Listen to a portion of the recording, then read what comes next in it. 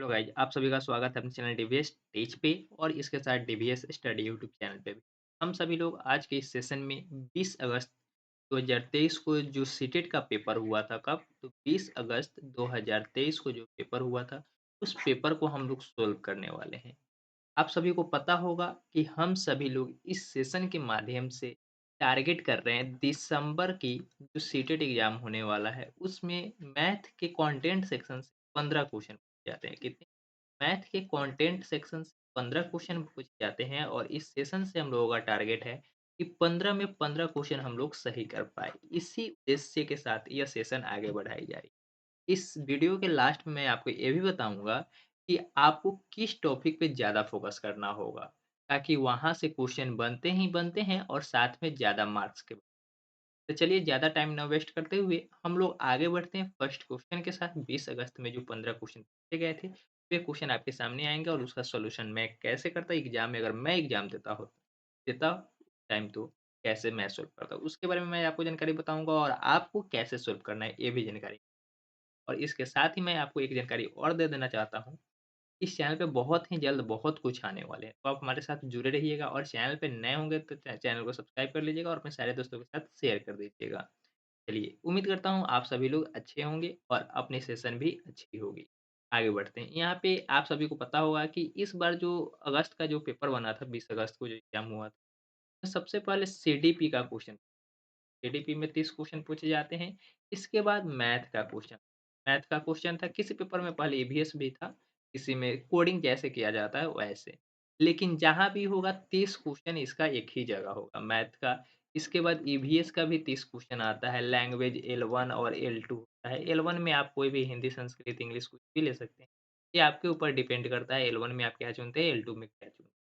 ये सभी 5 सेक्शन से जाते हैं और सभी के 30-30 अंक निर्धारित होते हैं, यानी कि कुल अंक 150 हुए और प्रत्येक क्वेश्चन के लिए 1 मार्क्स मिलते हैं, यानी कि 150 क्वेश्चन के लिए 150 मार्क्स हुए।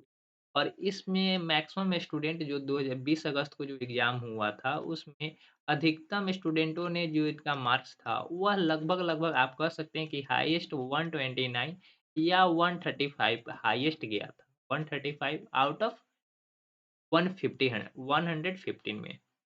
इस प्रकार से 135 नंबर हाईएस्ट गया था, तो आप सभी को टारगेट करना है कि कम से कम हम लोग जो एग्ज़ाम दे रहे हैं, उसमें मैथ सेक्शन में तो मेरा टारगेट है कि 15 में 15 सही हो कंटेंट सेक्शन, क्योंकि मैं आपको कंटेंट ही सिर्फ़ करा रहा हूँ। और कभी-कभी बीच-बीच में आपको ईवीएस के भी वीडियो मिल जाएँगे, सीडीबी के भी वीडियो मिलेंगे, लेकिन वो उसकी संभावनाएँ कम रहेगी। प्रकार से आप अपना तैयारी करते रहेंगे और साथ ही साथ मैं आपको बता देना चाहता हूँ, इस तैयारी को आप और अच्छे बेहतर तरीके से कर सकते हैं, ताकि आप एप्लीकेशन के माध्यम से यहाँ पे टेस्ट देंगे, तो वहाँ से आप अच्छे तरीके से तैयारी कर सकते हैं। ये अपने फर्स्ट क्वेश्चन के साथ हम लोग करते हैं शुरुआत और उम्मीद करता हूँ यह सेशन अच्छी हो। क्वेश्चन नंबर 1 में पूछा गया था आपसे, कि आपसे पूछा जा रहा है कि संगीता एक साबुन खरीदना चाहती है। संगीता एक लड़की है जो कि क्या करना चाहती है? एक लड़की है जो कि साबुन खरीदना चाहती है, जिसका मूल्य ₹10 है। साबुन का मूल्य क्या है? यह मान लीजिए साबुन है, क्या है? साबुन है। इसका मूल्य ₹10 है। इसका मूल्य कितना है? ₹10 रखा गया है। ₹10 साबुन का मूल्य रखा गया है। उसके पास एक ₹5 का सिक्का है। इसके पास कितना रुपया आता है? एक ₹5 का सिक्का। एक ही सिक्का है, कितना सिक्का है? तो एक सिक्का है जिसका कीमत ₹5 है, कितना है? ₹5 है, सिक्का है, कॉमा लगा के दूसरा दिया गया है। 2 ₹1 का सिक्का है, 2 सिक्का कितने रुपए का है? ₹1 का है, 2 सिक्का ₹1 का है। आगे चलते हैं, सिक्के हैं और 5 50 पैसे के सिक्के और 5 50 पैसे के सिक्के हैं, यानी कि आधा रुपया, यानी कि 50 पैसे है। 50 पैसे है, यानी कि 1/2 भी इसको हम लोग लिख सकते हैं, क्योंकि ₹1 में 100 पैसे होते हैं और 50 पैसा 1/2 को इंडिकेट करता है, यानी कि आधा रुपया। 50 पैसा भी इसमें हम लोग लिख सकते हैं। चलिए 50 पैसा ही हम लोग 0.5 भी लिख लेते हैं, आगे चलते हैं। उससे साबुन खरीदने के लिए और कितनी धनराशि की आवश्यकता होगी, और कितनी धनराशि की आवश्यकता होगी? तो हमें सबसे पहले यह तो पता होना चाहिए कि संगीता के पास कुल कितने रुपये हैं। हमें ये तो पता है कि साबुन का कितना मूल्य है, तो ₹10 है। साबुन का मूल्य कितना है? तो ₹10 मूल्य है। जैसे कि आपको क्वेश्चन से इतना तो पता लग गया है कि जो ₹1 1 सिक्का है ₹5 का, तो इसका टोटल कीमत कितना होगा? ₹5 ही होगा। 2 सिक्का है ₹1 का, तो इसका टोटल सिक्का कितना होगा? 1 गुना 2 करेंगे या 2 गुना 1 करेंगे तो कितना होगा? 2 हो जाएगा। इसी प्रकार से 50 पैसा के 5 सिक्का है, यानी कि ₹1 में 2 गो 50 पैसे, ₹1 में 2 गो 50 पैसे यानी कि 100 पैसा। तो 5 मतलब कितना? 5 सिक्का में कितना बनेगा? तो 250 पैसा बनेगा। कितना? 250 पैसा बनेगा। और जैसे कि आप सभी को पता होगा कि ₹1 में कितना पैसा? ₹1 में 100 पैसा। ₹1 में 100 पैसा, इसका मतलब है कितना? यह ₹2.50 है। 5 पैसा का मतलब ₹2.50, ₹2.50। तो इस सभी को जोड़ देंगे तो कितना हो जाएगा देखिए, 5 2 7 और 2 9 हो गया। 9 तो हो गया और 50 पैसा ज़्यादा है तो कितना हो गया? ₹9 50 पैसा। ₹9 50 पैसा, लेकिन साबुन का कीमत कितना था? ₹10 था। साबुन का कीमत कितना था? तो ₹10 था। यानी कि इससे कमी कितना है? तो जैसे आप सभी को पता ही होगा कि ₹1 में कितना पैसा? 100 पैसा। तो यहाँ पे कितना पैसा है? ₹9 50 पैसा है, तो कितना पैसा का कमी है? तो 50 पैसा का कमी है। यानी कि 10 में से आपको कितना घटा लेना होगा? 9 50 पैसा घटा लेना होगा। जब इसे आप घटाएँगे, इस प्रकार से घटाना होगा, 0 का 0 और 0 में से 5 नहीं घटेगा तो हासिल लेंगे और यहाँ पे 5 हो जाएगा, ठीक है? इस प्रकार से यहाँ पे क्या हो जाएगा? 0 50 पैसा इसका फाइनल आंसर होगा। अभी साबुन खरीदने के लिए संगीता को कितना रुपया चाहिए? 50 पैसा चाहिए। इस प्रकार एक क्वेश्चन नंबर 31 का आपका सही आंसर ऑप्शन नंबर डी होगा और इस प्रकार से आप समझेंगे और आपको तो यह उम्मीद हो गई होगी कि हम आपको अच्छे तरीके से समझाकर 15 में 15 नंबर आपको दिलाने की पूरी संभावनाएँ हैं और मैं गारंटी देता हूँ कि अगर आप इस सेशन में बने रहेंगे तो निश्चित रूप से इतना नंबर आएगा ही आएगा। आप ईवीएस की भी तैयारी करेंगे, उसके बारे में भी हम लोग टाइम टू टाइम बात करते रहेंगे। लेकिन आप इस सेशन को थोड़ा-सा ध्यान से देखते चलिए। आप ये नहीं सोचेंगे कि क्वेश्चन काफ़ी ईज़ी था लेकिन हमने इतना टाइम लगाया। इस बात पे कभी ध्यान नहीं देना है। क्योंकि आपको टाइम से मतलब नहीं होना चाहिए ताकि आपको समझ में आना चाहिए। आपको कॉन्सेप्ट पे टाइम देना चाहिए कि आपको क्या कॉन्सेप्ट समझ में आ रहे हैं या नहीं आ रहे हैं। अगर आपको कोई कमी दिखती है तो आप कमी हमें बता भी सकते हैं। चलिए यहाँ पे नेक्स्ट क्वेश्चन कहा जा रहा है कि रुबीना ने कार से 6 बजकर यानी कि 16:50 बजे अपनी यात्रा शुरू की कार से। एक गाड़ी है जिस कार से यह यात्रा शुरू करती है इस रास्ते से और इसका टाइमिंग कितना है? टाइमिंग है 16:50 कितना है? 16:50 है कितना है? 16:50 है यानी कि 4:50 पे यात्रा शुरू कर देती है। यह स्टार्टिंग टाइम एक तरीके से यह क्या है? स्टार्टिंग टाइम है। स्टार्टिंग टाइम है कितना? 16:50 और उसी दिन यानी कि यह शाम को 4:50 पे स्टार्ट करती है यानी कि 16:50 पे स्टार्ट करती है और उसी दिन रात को 21:15 पे पहुँच जाती है और इसका जो डिस्टेंस है वह कितने बजे खत्म हो जाती है? 21 बजे खत्म हो जाती है। 21 बजकर 15 मिनट पे क्या होता है? खत्म हो जाता है। 21 बज के 15 मिनट पे क्या होता है? खत्म हो जाता है। इन टाइम कितना है? इन टाइम इसका है 21:15 21:15 इसका एंड टाइम है। तो अब आपसे पूछा जा रहा है कि यात्रा पूरा करने में लिया गया समय कितना है? यात्रा पूरा करने में लिया गया समय कितना है? तो आपको तो टाइम दिया गया है अंतिम समय दिया गया और प्रारंभिक समय दिया गया है और इसके बीच का क्या पूछा गया है? डिफरेंस पूछा गया है कि इस यात्रा को पूरा करने के लिए हमें कितना टाइम लगा? एक उदाहरण के माध्यम से हम लोग समझते हैं। मान लीजिए आपका घर यहाँ पे है और आपका विद्यालय यहाँ पे है। आपने यहाँ से 8 बजे चलना शुरू किया विद्यालय के लिए और आप पैदल जा रहे हैं। यह आपका क्या है? घर है और यह आपका स्कूल इस दोनों के बीच में कुछ डिस्टेंस है जिसको आपको ट्रैवल करने में कुछ टाइम लगता है, वही टाइम आपसे पूछा जा रहा है। लेकिन आपने जो घर से निकला था, उस टाइम 8 बज रहा था, सुबह का 8 बज रहा था और शाम तक आप पहुँचते-पहुँचते कितना हो गया? तो यहाँ पे दोपहर के 2 बज गए, दोपहर के 2 बज गए, यानी कि 12 बजने के बाद 2 घंटा ज़्यादा और 12 से 8 कितना हुआ? 4 घंटा इधर और 2 घंटा इधर, यानी कि इस ट्रैवल को पूरा करने में यानी कि इस यात्रा को पूरा करने में आपको 6 घंटा का टाइम लगा। तो इसी प्रकार से यहाँ पे भी पूछा गया है कि आपको कार के माध्यम से रुबीना एक यात्रा शुरू करती है जिसको स्टार्ट करती है वह कितने बजे? तो यह स्टार्ट करती है 4:50 और समाप्त करती है 21:15 पे। तो चलिए हम लोग टाइम को घटाते कहते हैं, इससे कैसे घटाते हैं उसके बारे में बात करते हैं। यहाँ पे 21:15 पर लिखेंगे और स्टार्टिंग टाइम को नीचे लिखेंगे। स्टार्टिंग टाइम को नीचे लिख देंगे। इसको दूसरे मेथड से भी हम लोग बनाएँगे लेकिन पहले इस मेथड को देख लीजिए। यहाँ पे आप लोग सोच रहे होंगे कि यह घटाएँगे कैसे? आपको तो इतना पता होगा क्या 1 घंटा में कितने मिनट? 1 घंटा में 60 मिनट। 1 घंटा में कितने मिनट? तो 60 मिनट होते हैं। 1 घंटा में 60 मिनट होते हैं ना? आप सभी को पता है 1 घंटा में 60 मिनट। चलिए, यहाँ पे 15 मिनट है और नीचे में कितना है? 50 मिनट है। क्या यह घटेगा? आप तो सोचेंगे कि 5 में से तो 0 काहे नहीं घटेगा? घट जाएगा, 5 यहाँ पे लिख देंगे। क्या लिख देंगे? 5 लिख देंगे। हाँ, आप बिल्कुल सही सोच रहे हैं, लेकिन थोड़ा-सा और टाइम देते हैं हम लोग। 15 में से अगर आपको बोला जाए कि 50 घटाना है, तो घटेगा क्या आपसे? मिनट से मिनट ही घटेगा, घंटा से घंटा ही घटेगा। इस बात को पहले ध्यान में रखें। अगर नहीं घटेगा, तो ऊपर वाले मिनट को हम लोग ज़्यादा करेंगे नीचे वाले मिनट से। तो हमारे पास एक ऑप्शन और है, यहाँ पे 21 घंटा कहा जा रहा है, यानी कि 21 बज रहा है, इसको 20 बजा देंगे और यहाँ से 1 घंटा कॉमन लेके इधर ले लेंगे। अगर मान लीजिए घटाव नहीं घटता है, ये घटाव हम यहाँ पे देते हैं 7, 8, 9 में से आपको घटाना है 9, 9, 1, 9, 9, 1 घटाना है। ये घटेगा बताइए, 9 में से 9 तो चला गया यानी कि 0 बच जाएगा, 8 में से 9 घटेगा? नहीं घटेगा, तो हम लोग क्या करते हैं, यहाँ से एक हासिल लेते हैं ना, तो यहाँ पे एक हासिल ले लेंगे। इस प्रकार से भी हम लोग यहाँ पे घंटा से हासिल लेंगे मिनट के लिए, ताकि मिनट हमारा क्या हो सके, बड़ा हो सके। तो चलिए हम लोग एक हासिल लेते हैं।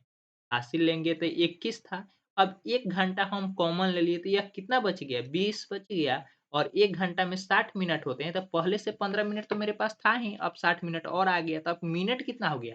कुल मिनट हो गया हमारे पास 60 प्लस 15, 60 प्लस 15 कितना हो गया? 75। कितना हो गया? 75, 75 मिनट हो गया, लेकिन अब यह घंटा 1 तो कम हो गया।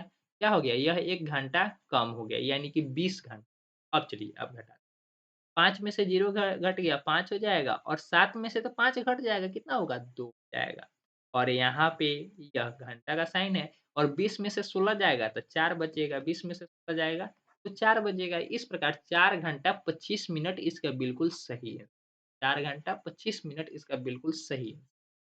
चलिए हम लोग एक दूसरे मेथड से भी इसको हम लोग सॉल्व करने की कोशिश, कि आपको तो पता लगना चाहिए। हम लोग पहले बेसिक कॉन्सेप्ट पे ज़्यादा करके फ़ोकस करते हैं, ताकि ये वीडियो बहुत सारे ऐसे भी स्टूडेंट देख रहे हैं जिनको अभी मैथ्स में पिछली बार अगस्त में 2-3 नंबर भी आए थे, जिसके कारण से इतना डिटेल से मैं आपको बता, इसका एक दूसरा तरीका भी है। एक कॉन्सेप्ट तो आपको पता लग गया कि घंटा कॉमन लेकर मिनट में बदलेंगे और मिनट को जोड़ के घटा लेंगे। इस टाइप से ये कॉन्सेप्ट आपको समझ में आ गया होगा। आंसर तो इतना ही होगा, 4 घंटा 25 मिनट। एक दूसरा भी ऑप्शन है, चलिए यहाँ पे हम लोग देख लेते हैं। 4 घंटा मतलब 4 बज के 50 मिनट हो रहा था और हम अपनी यात्रा को कितने बजे समाप्त कर रहे हैं? 21 बज के 15 मिनट। चलिए, इसे 5 बजने में यानी कि 17 बजने में कितना घंटा कै मिनट का कमी है? इसको 17 बजने में कितना मिनट का कमी है? तो मात्र 10 मिनट। कितने का? तो 10 मिनट का कमी है। तो चलिए इधर से हम लोग 10 मिनट जोड़ लिए, तब कितना हो गया? यह 17 हो गया और 17 और 11 का डिफरेंस निकालेंगे तो कितना होगा? 4 घंटा होगा और 10 मिनट पहले से था। ज़्यादा था, 4 घंटा 10 मिनट हो गया और इधर देखेंगे तो 21 बज के 15 मिनट हो रहा है। हम लोग 21 बजे अपनी यात्रा को समाप्त नहीं किए हैं, बल्कि 21 बज के 15 मिनट पे समाप्त किए हैं। तो 4 घंटा 10 मिनट में 15 मिनट और जोड़ देंगे तो कितना टाइम हो जाएगा? 4 घंटा 25 मिनट हो जाएगा। इस प्रकार से हम लोग भी इसका सही आंसर निकाल सकते हैं। इस प्रकार से इसका सही आंसर ऑप्शन नंबर 2 हो जाएगा, 4 घंटा 25 मिनट। आगे चलते हैं। एक क्वेश्चन 3rd नंबर है आपके सामने कि एक वर्ग की भुजा 5 सेंटीमीटर है। एक वर्ग की भुजा क्या है? 5 सेंटीमीटर है। वर्ग का चारों क्षेत्रफल क्या होता है? आपस में बराबर होता है। चारों लंबाई आपस में बराबर होता है। वर्ग की भुजाओं का योग क्या होता है? पता होना चाहिए। 4x भी लिख सकते हैं या x प्लस x लिख सकते हैं या इसे x बराबर भी कहा जाता है। यानी कि ये चारों भुजा आपस में बराबर होती हैं। कहने का तर्क सीधा-सा फंडा है कि चारों भुजा वर्ग के क्या होते हैं? आपस में बराबर होते हैं। इस प्रकार से यहाँ पे कहा जा रहा है कि एक 5 सेंटीमीटर की भुजा, 5 सेंटीमीटर इसका भुजा है। यदि इस वर्ग की भुजा दुगुनी कर दी जाए, पहले तो 5 था, लेकिन एक दूसरा हम लोग वर्ग बना रहे हैं और जिसका क्या करते हैं, ये वर्ग कभी नहीं है, आयत हो सकता है। यह ऐसा वर्ग है जिसका हम क्या कर दिए, दुगुना कर दिए, यानी कि 10 कर दिए। पहले 5 था लेकिन अब कितना कर दिए, 10 कर दिए तो नया क्षेत्रफल कितने गुना हो जाएगा? नया क्षेत्रफल कितने गुना हो जाएगा? तो सबसे पहले आपको पुराने वाले का निकालना होगा, फिर नए वाले का निकालना होगा, उसके बाद उसको कटा-छटा के आपको चेक करना होगा। एक तरीके से तब सबसे पहले आपको वर्ग का भुजा तो पता होना चाहिए ना, वर्ग का भुजा क्या होता है? वर्ग का क्षेत्रफल, वर्ग का क्षेत्रफल क्या होता है? तो वर्ग का क्षेत्रफल क्या होता है? तो भुजा स्क्वायर होता है। वर्ग का क्षेत्रफल क्या होता है? तो भुजा स्क्वायर होता है। वर्ग का क्षेत्रफल क्या होता है? भुजा स्क्वायर होता है। तो 5 का स्क्वायर 25, यह पुराने वाले वर्ग का है, यह पुराने वाले वर्ग का है और यह नए वर्ग वाले का है। नए वर्ग वाले का क्षेत्रफल कितना हो जाएगा? तो यहाँ पे हम लोग 10 का स्क्वायर कर लेंगे। कितना का? 10 का स्क्वायर कर लेंगे तो 100 हो जाएगा। चलिए हम लोग रेशियो निकाल लेते हैं। देखिए यह 25 का कितना गुना है? 25 का 100 कितना गुना है? 25 का 100 कितना गुना है? तो आप तो कहेंगे 4 गुना है। हाँ, बिल्कुल 4 गुना ही है। अगर आपको विश्वास नहीं है तो इस टाइप से नए वाले क्षेत्रफल को पुराने वाले क्षेत्रफल से हम लोग भाग कर लेते हैं। क्या कर लेते हैं? भाग कर लेते हैं और उसे घटा देते हैं। तो इस टाइप से यहाँ घटाएँगे तो क्या हो जाएगा? 30 चौका 100 कितना आया? क्या आपका 4 आ गया यानी कि 4 गुना होगा। क्या होगा? 4 गुना होगा। इसका सही आंसर ऑप्शन नंबर ए हो जाएगा। क्या आपको समझ में आ गया होगा? यहाँ पे अगर आपको वर्ग का क्षेत्रफल पता होता तो इसका सही आंसर आप लोग निकाल लेते। तो वर्ग का क्षेत्रफल आप फ़ॉर्मूला नोट कर लेंगे। वर्ग का क्षेत्रफल क्या होता है? वर्ग का क्षेत्रफल बराबर हम लोग लिखेंगे, वर्ग का क्षेत्रफल बराबर भुजा स्क्वायर क्या करेंगे? भुजा स्क्वायर। वर्ग का क्षेत्रफल बराबर भुजा स्क्वायर लिखेंगे। क्या लिखेंगे? वर्ग का क्षेत्रफल बराबर भुजा स्क्वायर। आप इस फ़ॉर्मूला को नोट करके अपने कॉपी में इम्पोर्टेंट पॉइंट बनाकर नोट कर लेंगे। इस टाइप के क्वेश्चन आपके एग्ज़ाम में भी पूछे जाते हैं। आगे बढ़ते हैं हम लोग नेक्स्ट क्वेश्चन। नेक्स्ट क्वेश्चन है इससे आपको आरोही क्रम में क्या करना है? अरेंज करना है यानी कि बढ़ते हुए क्रम में आरोही आरोही क्रम कहते हैं। आरोही क्रम का आरोही आरोही का मतलब क्या होता है? बढ़ते क्रम और अवरोही का मतलब क्या होता है? घटते क्रम। अवरोही अवरोही घटते क्रम और आरोही बढ़ते क्रम। यहाँ पे तो कन्फर्म लिख दिया गया है क्या? बढ़ते क्रम में। तो आपको तो समझ में आ रहा है लेकिन यही लिख देता आरोही क्रम में। इसका मतलब क्या होता है? बढ़ते क्रम और नीचे वाले का अवरोही का मतलब होता है घटते क्रम। अवरोही का मतलब क्या होता है? घटते क्रम होता है। इस प्रकार से आप इसे दोनों पॉइंट को लिख लेंगे और समझ भी लेंगे। आगे बढ़ते हैं। क्वेश्चन को हम लोग बनाएँगे कैसे? इसमें कहा क्या जा रहा है? तो बढ़ते हुए क्रम में भिन्नों के समूह का चयन करना। ये 4 हमें ऑप्शन दिए गए हैं और इसमें हमें वह ऑप्शन चुनना है जिसका मान बढ़ते हुए क्रम का मान बढ़ते हुए क्रम में हो। तो हमारे पास 2 ऑप्शन है, 2 मेथड है इस क्वेश्चन को सॉल्व करने के लिए। एक ऑप्शन है हमारे पास इसका पहले भाग कर लेके देख लेते हैं कि आखिर कौन बड़ा है, कौन छोटा है। तो इसमें आप देखेंगे तो 1/3 पहला हमारा फ्रैक्शन मिला 1/3 दूसरा फ्रैक्शन मिला 1/4 तीसरा फ्रैक्शन मिला 1/2 तीसरा फ्रैक्शन यानी कि तीसरा भिन्न क्या मिला 1/2 इसके बाद बात करते हैं 1/2 1/3 1/4 1/4 1/3 1/2 1/2 1/4 1/3 ठीक है। तो यहाँ पे सबसे पहले इसको एक मेथड है फर्स्ट मेथड से हम लोग और इजी मेथड से के माध्यम से हम आपको बाद में बताएंगे लेकिन पहले यह जो मेथड है थोड़ा सा लॉन्ग है इससे हम लोग समझ इसका एक मेथड है कि सबसे पहले भाग करके हम लोग चेक कर लेंगे। तो भाग करके चेक करेंगे तो कुछ इस टाइप से इसका 9 हो जाएगा 1 10 3 यानी कि 0.33 इसका आता रहेगा।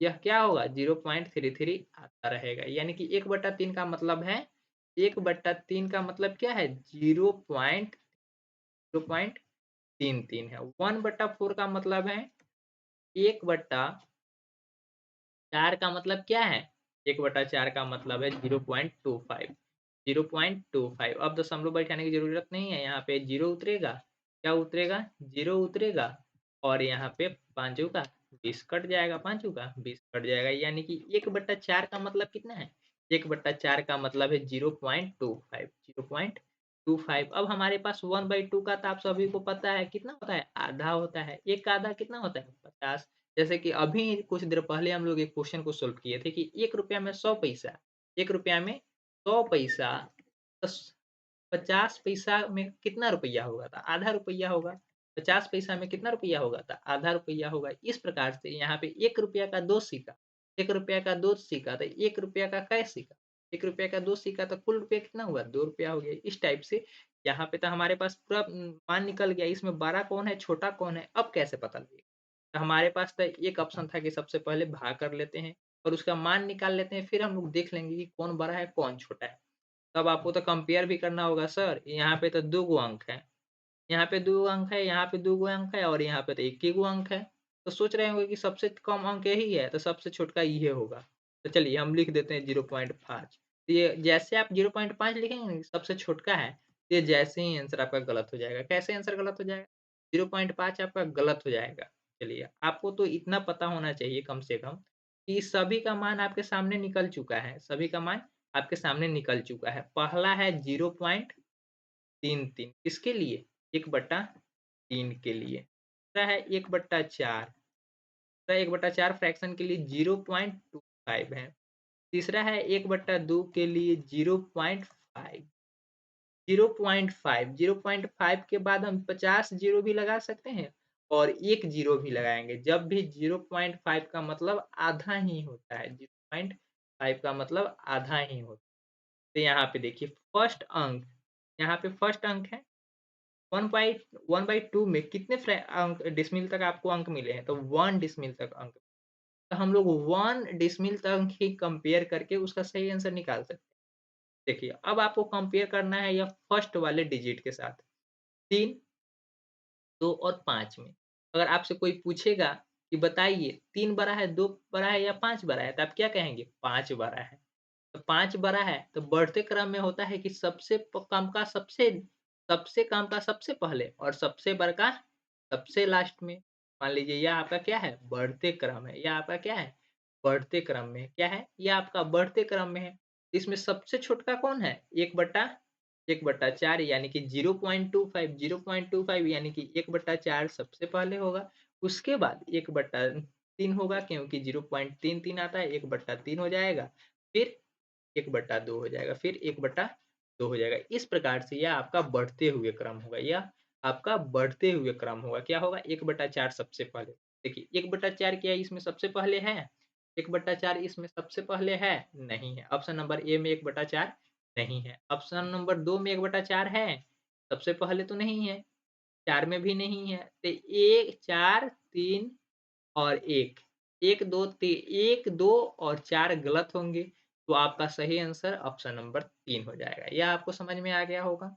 एक दूसरा भी मेथड है, इसको अरेंज करने का एक दूसरा भी मेथड है, वह कैसे है इसके बारे में मैं आपको जानकारी बता सबसे पहले सबसे पहले यहाँ पे हम लोग क्या करेंगे? तो चलिए थोड़ा-सा यहाँ पे भाग को हम लोग इरेज़ कर लेते हैं, तो आपको सभी को भाग आता ही है और आप लोग भाग करके इसका मान निकाल भी लेंगे। दूसरे मेथड से हम लोग चलते हैं। तो कैसे सोल्व करना है इसके बारे में मैं आपको बता देता हूँ। यहाँ पे दिया गया था सेकंड मेथड से हम लोग सोल्व करने जा रहे हैं और सेकंड मेथड इसका है कि 3, 4, 2 का 3, 4, 2 का सबसे पहले हम लोग क्या निकाल लें? एलसीएम निकाल लें। 3, 4, 2 का एलसीएम निकाल लें। तो 3, 4, 2 का एलसीएम कितना होता है? 2, 4 का एलसीएम तो 4 हो जाएगा और 3, 4 का एलसीएम कितना हो जाएगा? 12 हो जाएगा। यानी कि 2, 3, 4 का एलसीएम 12 होगा। कैसे निकालते हैं? अगर आपको नहीं पता एलसीएम निकालना, तो पहले 3, 4, 2 यहाँ पे 2 से घटाएँगे। तो 3 तो नहीं कटेगा लेकिन 4 कट जाएगा, 2 भी कट जाएगा। तो यहाँ पे हो गया 2 गुना 3 6 हुआ, 6 गुना 2 12 यानी कि इस प्रकार से हमने 12 एलसीएम तो निकाल लिया। एलसीएम जैसे ही 12 निकल जाएगा, इसके बाद आपको ज़्यादा कुछ नहीं करना है। ज़्यादा कुछ आपको करने की कोई आवश्यकता नहीं है। ज़्यादा कुछ करने की आवश्यकता नहीं है, लेकिन फिर भी आपको कुछ करना होगा। चलिए वो आपको बताता हूँ कि इसके बाद आपको कौन-सा स्टेप फॉलो करना होगा। यहाँ से आपको एक स्टेप ध्यान में रखना। एलसीएम निकालने के बाद 1/3 को नीचे वाले को बराबर करना है। यहाँ पे 12 ही चाहिए और यहाँ पे 1/3 ही है। तो हम किस संख्या से ऊपर-नीचे गुणा करेंगे ताकि 12 आ जाए?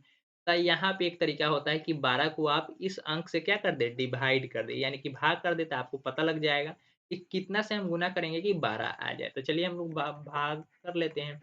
इसको जब भाग करेंगे तो 3 तिया 3 चौका 12 हो जाएगा, 3 चौका 12 यानी कि 4 से हम गुणा कर देते हैं ऊपर-नीचे, तो हमारा कोई डिफरेंस नहीं होगा। तो ऊपर में 1 गुना 4 करेंगे तो 4 और 3 गुना 4 करेंगे तो 12 टाइप से हमारा एलसीएम भी निकल गया। एलसीएम मेथड से इसी प्रकार से 1/4 का भी और 1/2 का भी निकाल लेंगे। ये वाले हम लोग क्लीन कर देते हैं और सेकंड मेथड से जो पढ़ रहे हैं इसके बारे में से थोड़ा-सा प्राप्त कर लेते हैं। तो चलिए यहाँ पे आपके सामने होगा 1/4 का, तो 1/4 का भी क्या है 1/4 यहाँ पे तो फिक्स होगा और हमें ऐसे नंबर की तलाश करनी है जो यहाँ पे 12 आ जाए। कैसे आएगा? तो हमने आपको बताया कि सबसे पहले 12 को इस अंक से क्या कर देना है, अगर आप डिवाइड कर देते हैं यानी कि भाग दे देते हैं तो आपको पता लग जाएगा कि यहाँ पे कौन-सा अंक रखेंगे, कि यह पूरा-पूरा क्या होगा 12 के इक्वल हो जाएगा, गुणा करने पर उतना आ जाएगा।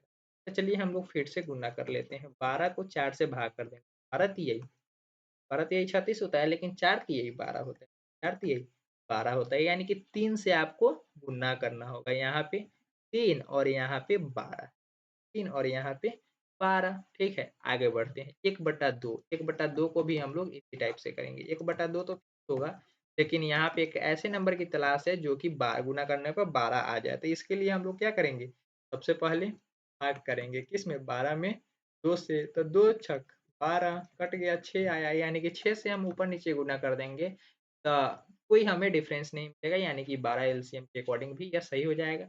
इस प्रकार से आप देखेंगे तो नीचे वाला अंक देखिए, 4/12, 4/12, 3/12, 6/12, नीचे वाला तो सभी समान है, नीचे वाला सभी समान है, यानी कि एक जैसा ही दिख रहा है। तो आपको तो अब सिर्फ़ ऊपर वाला कंपेयर करना है, सिर्फ़ ऊपर वाला कंपेयर करना है। तो देखिए यहाँ पे 4 बड़ा है या 3 बड़ा है या 6 बड़ा है? 4 बड़ा है, 3 बड़ा है या 6 बड़ा है? क्या बड़ा है? आप तो कहेंगे कि सबसे ज़्यादा बड़ा कौन है? 6 बड़ा है। उसके बाद कौन है? फिर छोटा-सा, उससे थोड़ा-सा छोटा 4 है और सबसे छोटा 3 है। इस प्रकार से आप कहेंगे कि सर सबसे पहले 3 आ रहे हैं, 3 वाला सबसे पहले होगा, यानी कि 3/12 सबसे पहले होगा। उसके बाद 4/12 होगा, उसके बाद 4/12 होगा और उसके बाद 6/12 होगा। तो हाँ, आपका बिल्कुल कहा हुआ सही है, इसी प्रकार से होगा। लेकिन यहाँ पे देख लीजिए, 3/12 किस अंक के लिए आया है? 3/12 1/4 के लिए आया है, 1/4 के लिए आया है, तो यहाँ पे 1/4 लिख देंगे और 4/12 किसके लिए आया है? 4/12 1/3 के लिए आया है, तो यहाँ पे इसके जस्ट तुरंत बाद 1/3 आ जाएगा और 6/12 किसके लिए आया था? 1/2 के लिए आया, यानी कि सबसे पहले 1/4 आएगा, उसके बाद 1/3 आएगा और उसके बाद 1/2 आएगा। इस प्रकार से हमने आपको बताया कि फ्रैक्शन को 2 मेथड से बढ़ते क्रम में या घटते क्रम में कैसे अरेंज करते हैं। अगर आपको आरोही पूछ दे, आरोही का मतलब होता है असेंडिंग ऑर्डर, जिससे को हिंदी में बढ़ते क्रम बोलते हैं। और अवरोही का मतलब डिसेंडिंग ऑर्डर होता है, जिसका अर्थ होता है घटते क्रम में, और घटते क्रम का मतलब होता है कि सबसे बड़का सबसे पहले और सबसे छोटका सबसे लास्ट में।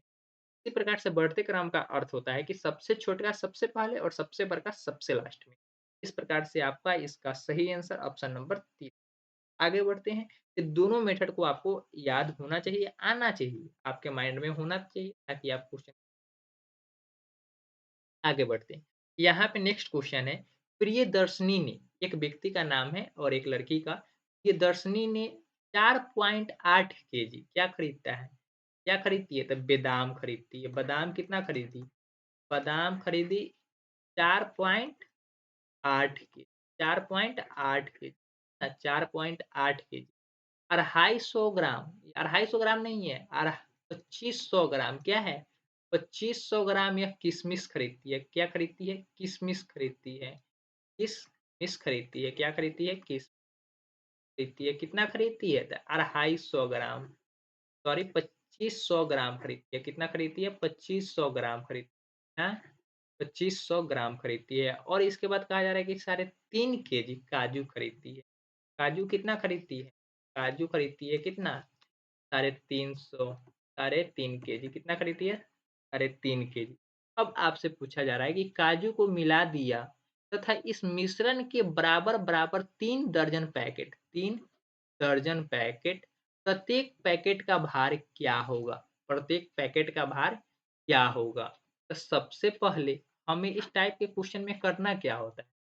यहाँ पे तो पूरा आपको क्या दिया हुआ है? वेट दिया हुआ है और कुल संख्या भी आपको दिया हुआ है और पूछा जा रहा है कि कितने-कितने ग्राम का, कितने-कितने केजी का पैकेट बनेगा। तो सबसे पहले आप इसमें तो देख रहे हैं कि 1 ग्राम में है और 2 आपका केजी में है, तो इसको आप तो जोड़ भी नहीं सकते हैं। जब तक आप ग्राम को केजी में नहीं परिवर्तित कीजिएगा, तब तक आप कैसे जोड़ लेंगे? तो चलिए, हम आपको बताते हैं कि इसको कैसे जोड़ लेंगे। सबसे पहले पूरा वेट तो आपको पता होना चाहिए, तो पूरा वेट पता करने के लिए आपको सबसे ईज़ी मेथड यही है कि 2500 ग्राम को केजी में बदलना होगा, ग्राम से केजी में चेंज करना होगा। तो केजी में चेंज करने के लिए सबसे ईज़ी मेथड होता है कि हमें यह पता होना चाहिए कि ये 1 केजी में कितने ग्राम होते हैं। 1 केजी में कितने ग्राम होते हैं? तो क्या 1 केजी में कितने ग्राम होते हैं? तो 1000 ग्राम होते हैं। 1 केजी में कितने ग्राम? तो 1000 ग्राम। यानी कि 1000 ग्राम बराबर कितने केजी? तो 1 केजी। यह माइंड में होगा, तो आपको इस क्वेश्चन को सही तरीके से बना सकते हैं। और इसके बाद एक पॉइंट और है, और यहाँ पे 3 दर्जन का बात किया गया है। क्या? 3 दर्जन का बात किया गया है। तो 1 दर्जन बराबर कितना पीस? 1 दर्जन में कितने पीस होते हैं? 1 दर्जन में कितने पीस? तो 1 दर्जन में आपका 12 पीस होता है। कितना? 12 पीस। क्या होता है? 12 पीस होता है। 1 दर्जन में कितने पीस? 12 पीस। ये दोनों अगर आपको याद है तो इस क्वेश्चन का बिल्कुल सही आंसर आप निकाल सकते हैं। अगर नहीं पता तो आप इसका सही आंसर नहीं निकाल, सीधा-सा फंडा है। तो चलिए सबसे पहले 2500 ग्राम जो लिखा गया है इसको केजी में परिवर्तित करते हैं। तो 2500 को सबसे पहले हज़ार-हज़ार के टुकड़ों में बाँट लेते हैं, तो 1000 का 2 टुकड़ा बनेगा और आपका 500 बच जाएगा। यानी कि 1 केजी यहाँ से हो जाएगा और 1 केजी यहाँ से हो जाएगा और यहाँ से कितना? आधा केजी यानी कि 0.5 यानी कि 1, 1, 2 और आधा कितना? 2.5 केजी कितना होगा? 2.5 केजी कितना होगा? 2.5 केजी यानी कि यहाँ से इसका सही होगा 4.8 केजी और 2.5 केजी और यहाँ पे 3.5 केजी 3.5 केजी तो इसको जोड़ेंगे तो आधा-आधा, 1 गो तो 1 हो गया और 9 गो कितना हो गया? केजी में है। चलिए हम लोग जोड़ लेते हैं। यहाँ से जोड़ेंगे तो ये आधा 3 केजी 3.5 केजी या 2.5 केजी कितना हो गया? 6 केजी कितना हो गया? 6 केजी और 4 केजी 10 केजी और 800 ग्राम कितना हो गया?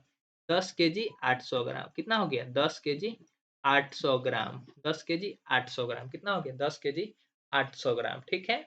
10 केजी 800 ग्राम और यहाँ पे कितने दर्जन आपको में बाँटना है? तो 3 दर्जन में, कितने दर्जन? 3 दर्जन में, तो 1 दर्जन में 12 पीस, तो 3 दर्जन में 36 पीस, 12 गुना 3 कर देंगे, 12 गुना 3 कर देंगे तो 36 पीस निकल जाएगा, कितना हो जाएगा? 30 पीस। इस प्रकार से आपसे पूछा क्या गया था कि प्रत्येक पैकेट में भार क्या होगा? तो प्रत्येक पैकेट का मतलब है कि इतना वेट को इतना पीस से हमें भाग करना होगा। प्रत्येक पैकेट का भार ज्ञात करने के लिए कुल वेट यानी कि कुल जो भार है उसको प्रत्येक पैकेट यहाँ पे लिखना होगा हमें क्या? यहाँ पे भार पैकेट का भार, प्रत्येक पैकेट का भार बराबर हम लोग लिख लेंगे प्रत्येक पैकेट पीआईसी पैकेट का भार बराबर कुल टोटल वेट बटा नंबर ऑफ पीस बराबर यहाँ पे हम लिखेंगे क्या? 10.8 बट्टा 36 इसको कटाएंगे तो 3 मर्तबे कट जाएगा। कितना मर्तबे कट जाएगा? 3 मर्तबे कट जाएगा यानी कि 100 ग्राम का 300 ग्राम का क्या होगा? 1 पैकेट होगा। 300 ग्राम का 1 पैकेट होगा। 300 ग्राम का 1 पैकेट होगा। अगर नहीं विश्वास है तो चलिए हम लोग गुना कर लेते हैं। 36 में अगर हम 3 से गुना करेंगे तो 6 तिया 18 के 8 हाथ में 1 3 और 3 तिया 9 और 1 10 यहाँ पे क्या आ गया? 108 आ गया, ऊपर में भी 108 था। तो इस प्रकार से इसका सही आंसर ऑप्शन नंबर 2 जाएगा। ठीक है? आगे बढ़ते हैं नेक्स्ट क्वेश्चन की ओर। नेक्स्ट क्वेश्चन में आपसे पूछा गया है कि 5 -5 +5 -5 +5 -5 और यह डॉट-डॉट 100 अंशों तक है, यानी कि अनंत तक। में कहा गया है कि ये विषम संख्या पदों का योगफल क्या है? विषम संख्या पदों का योगफल क्या है? सबसे इम्पोर्टेंट क्वेश्चन जब 20 अगस्त को आंसर की जारी किया गया था 20 अगस्त को जब आंसर की जारी किया गया था, तो बहुत सारे स्टूडेंट इस क्वेश्चन को भी क्लेम किए कि सर या तो इसका आंसर 15 होगा या तो इसका आंसर 0 होगा, या तो इसका आंसर 15 होगा या तो इसका आंसर क्या होगा? 0 होगा। लेकिन हम आपको बता दें, इसका बिल्कुल सही आंसर ऑप्शन नंबर 1 ही होगा। कैसे होगा? इसके बारे में हम लोग बात करेंगे, थोड़ा देर रुक जाते हैं। बहुत सारे स्टूडेंट का कहना था, इसका आंसर या तो 0 होगा या तो 15 होगा। यह दोनों ऑप्शन क्या है? बिल्कुल गलत है। यह दोनों ऑप्शन हो ही नहीं सकते। यहाँ पे क्वेश्चन पढ़ने में ही उन्होंने गलती कर लिया। विषम संख्या, तो सबसे पहले आपको विषम संख्या कहते किसको? तो वैसी संख्या जो 2 से पूरा-पूरा न कटे, पूरा-पूरा डिवाइड न हो, उस प्रकार की संख्या को हम लोग क्या कहते हैं? विषम संख्या कहते हैं। तो विषम संख्या की शुरुआत कहाँ से होती है? संख्या का शुरुआत कहाँ से होती है? तब विषम संख्या का शुरुआत जहाँ से भी हो, लेकिन वह पूरा-पूरा 2 से नहीं कटता है। वह पूरा-पूरा 2 से नहीं कटता है। ऐसी संख्या जो पूरा-पूरा 2 से न कटे, उस प्रकार की संख्या को हम लोग विषम संख्या कहते हैं। तो विषम संख्या यानी कि 1 हो सकता है, 3 हो सकता है, 5 हो सकता है, 7 हो सकता है, 9 हो सकता है, 11 हो सकता है। इस प्रकार से यह विषम संख्या 100 अंशों तक जाएगा। लेकिन एक सीरीज़ आपको दिया गया है, 5 -5 +5 -5 +5 -5 100 अंशों है। सीरीज के हम लोग कुछ भाग को नीचे उठता है, लेकिन कौन से भाग को? तो विषम संख्या पदों का योगफल हमें ज्ञात करना है। तो मान लीजिए हम थोड़ी देर के लिए 3 को सबसे पहले विषम संख्या हमारा 3 भी है, 5 भी है, 7 भी है, 9 भी है। 5 भी है, 7 भी है और 9 भी। पहले हम लोग 3 को चेक कर लेते हैं, उसके बाद 5 को चेक कर लेंगे, बस। अगर दोनों पे कन्फर्म आंसर आ रहा है, एक ही आंसर आ रहा है, तो हम लोग क्या कहेंगे कि हमारा जो पैटर्न है या जो मेरा लॉजिक है, वो बिल्कुल सत्य है, इसका आंसर इतना ही होगा। तो चलिए हम लोग अगर 3 पद इस सीरीज का 3 पद उठाएँगे, तो 3 पद तो यहीं से ना उठाएँगे, 5 -5 और +5 यही 3 उठाएँगे। तो इसका उठाएँगे तो -5 +5 बराबर हो गया। अब आपको क्या करना है? आंसर ज्ञात करना है। विषम पदों का योगफल ज्ञात करना है, यानी कि इसका योगफल ज्ञात करना है। तो इतना तो आपको पता ही होगा, एक माइनस से एक प्लस आपका कैंसल आउट हो जाता है। तो इसका आंसर कितना बचा? सिर्फ 5 सिर्फ 5 बचा। कितना बचा? सिर्फ 5 बचा। जब हम एक विषम पद 3 ले रहे थे, विषम संख्याओं के पद का योगफल ज्ञात कर रहे थे, तो 3 पद लिए तो कितना आया? 5 आया। इसलिए हमने बोला कि 5 ही इसका सही आंसर होगा। लेकिन हमने ये भी एक बात बोला है कि अगर 5 पदों का भी योगफल 5 ही आएगा, तब हम लोग मान लेंगे कि इस प्रकार के सीरीज का सही आंसर फर्स्ट वाला ही होता है, फर्स्ट वाला ही होता है। कैसे होता है?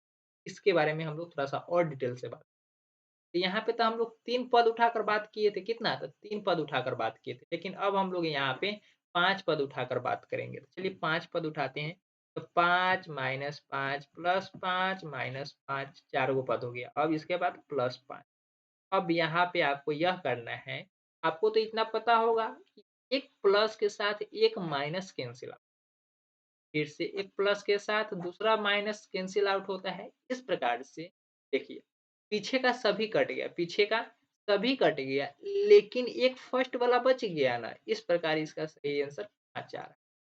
और यह सीरीज कितना भी आगे आप बढ़ाते जाइएगा, तभी आगे बढ़ाते जाइएगा, अगर पदों का संख्या, अगर पदों का योग संख्या विषम है, तो हर प्रकार से इसका सही आंसर ऑप्शन नंबर कौन-सा होगा? यही सही होगा, यही सही होगा। यानी कि पहला पद जो होगा, वही इसका सही आंसर अगर यहीं पदों की संख्या विषम से बदलकर सम कर दिया जाता है, से बदलकर सम कर दिया जाता है, तो सम संख्या वैसी संख्या को कहते हैं जो 2 से क्या हो? पूरा-पूरा डिवाइड हो जाए, पूरा-पूरा 2 से कट जाए। यानी कि विषम संख्या किस प्रकार की कहेंगे? 2 संख्या वैसी संख्या जो 2 से पूरा-पूरा कट जाए, तो 2, 4, 6, 8, 10 इस प्रकार से यह संख्या आगे तक बढ़ती जाएगी। तो यहाँ से हम लोग अगर बात कर लें कि सम संख्या का योगफल क्या होगा? तो सम संख्या के पदों का योगफल अगर इस टाइप के क्वेश्चन में पूछा जाता है, तो इसका सही आंसर क्या होगा? तो चलिए हम लोग 4 को पकड़ कर इसका आंसर निकालने की कोशिश करते हैं, क्या करते हैं? कोशिश करते हैं। तो 5 -5 +5 -5 ठीक है? अब इस प्रकार से हम लोग इसको करते हैं। देखिए, क्या है? सम पद है, क्या है? सम पद है। यहाँ से देखिए, एक माइनस के साथ एक माइनस खत्म, एक माइनस से एक प्लस कैंसल आउट, फिर दूसरा माइनस से दूसरा प्लस कैंसल आउट, इस प्रकार से देखिए, यहाँ पे कुछ बचा? नहीं ना, तो 0 यानी कि सम पद होगा तो 0 होगा और जब विषम होगा तो ऑप्शन नंबर ए इसका बिल्कुल सही आंसर हो जाएगा, यानी कि पहला पद ही आंसर होगा। पहला पद विषम में सही होगा, जबकि सम में आंसर हर समय 0 ही आएगा। इतना कन्फर्म अपने माइंड में फिट कर लीजिएगा। आगे बढ़ते हैं नेक्स्ट क्वेश्चन है कि निम्नलिखित में कौन सी व्यवस्था संख्याओं को आरोही क्रम में देखिए हम बोला था ना कि आरोही और अवरोही का मतलब तो आपको पता होना चाहिए कम से कम। तो यहाँ पे अवरोही पूछा जा रहा है। क्या पूछा जा रहा है? अवरोही क्रम पूछा जा रहा है। अवरोही क्रम का मतलब होता है क्या? घटते क्रम, घटते क्रम यानी कि डिसेंडिंग ऑर्डर। क्या? तो डिसेंडिंग ऑर्डर। जबकि आरोही का मतलब होता है क्या? आरोही का मतलब होता है बढ़ते क्रम। आरोही का मतलब क्या होता है? बढ़ते क्रम। क्या बोलते हैं? बढ़ते क्रम बोलते हैं। क्या बोलते हैं? बढ़ते क्रम, बढ़ते क्रम। और इसको बोलते हैं असेंडिंग ऑर्डर। क्या बोलते हैं? असेंडिंग ऑर्डर बोलते हैं। अवरोही को घटते क्रम और आरोही को बढ़ते क्रम। तो आरोही को घटते क्रम, आरोही को बढ़ते क्रम, ठीक है? इस प्रकार से आपको समझना होगा, इस प्रकार से आपको समझना होगा। तो यहाँ पे क्या कहा गया है? यहाँ पे तो आपको बोला गया है कि आरोही क्रम में, किस प्रकार में? तो आरोही प्रकार में आपको क्या करना है? इसको अरेंज करना है आरोही क्रम में। तो आरोही का मतलब क्या है? आरोही का मतलब है घटते क्रम में। आरोही का मतलब क्या है? घटते क्रम में। आरोही का मतलब क्या है? तो घटते क्रम में। आरोही का मतलब है घटते क्रम में। तो घटते क्रम का मतलब है कि सबसे बड़का सबसे पहले, उसके बाद इससे छोटा, उसके बाद इससे भी छोटा और इसके बाद इससे भी छोटा। यह सभी क्या है?